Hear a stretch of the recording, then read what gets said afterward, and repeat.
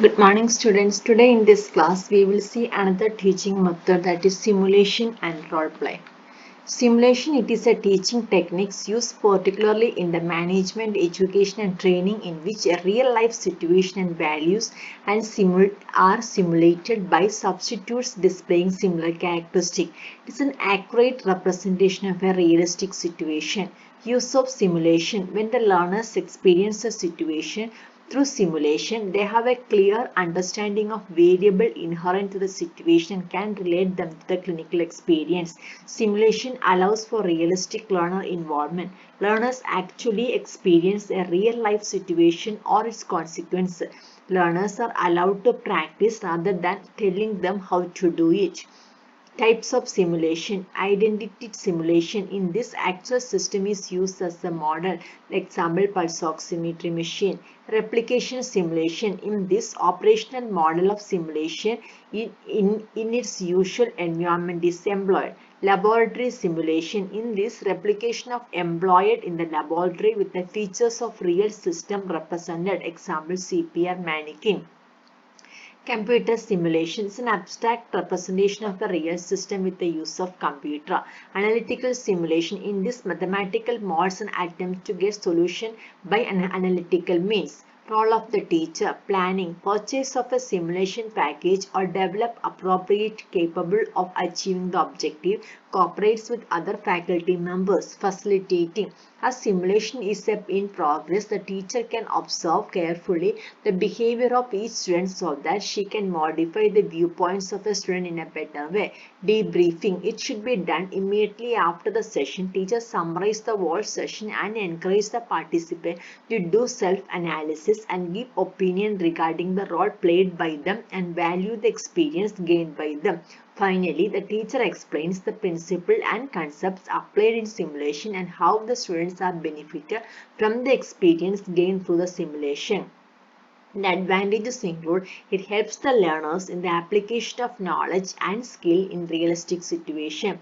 It is useful in promoting transfer of learning from classroom to the clinical setup. It makes for consistency in learning experience from learner to learner. The students can receive feedback on appropriateness of their action during the simulation. The students can learn without harming the patient.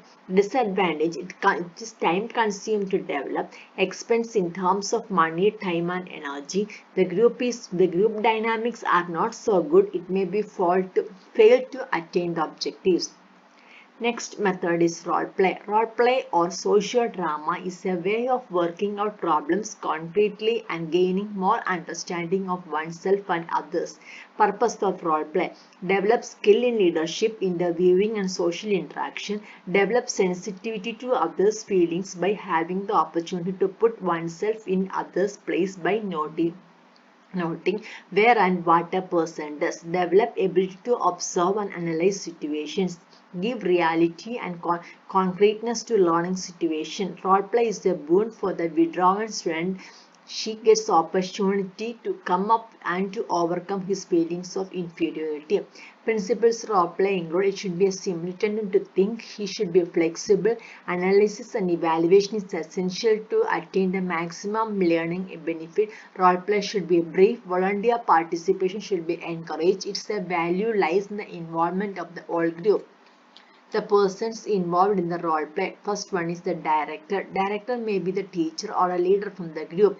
The functions of the director include: plans the situation, may use actual case to illustrate the problem, invites the volunteers who like to act in the play, gives a brief review of selected problem and their roles. Then he brings audience. After play is over, the director channels the discussion in a positive direction.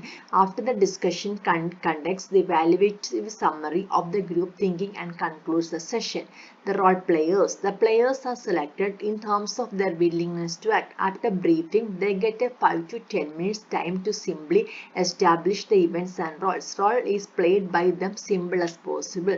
Role players are given the first opportunity to discuss the action in terms of how each felt about their roles.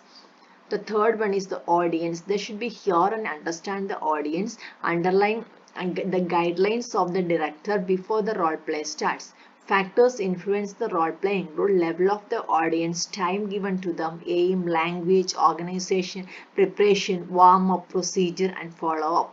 Steps in conducting role plays. First is select the situation. Avoid introducing too many characteristics. Each character will first describe in connection with the problem or idea. Select the situation for the play. This will be done by the teacher.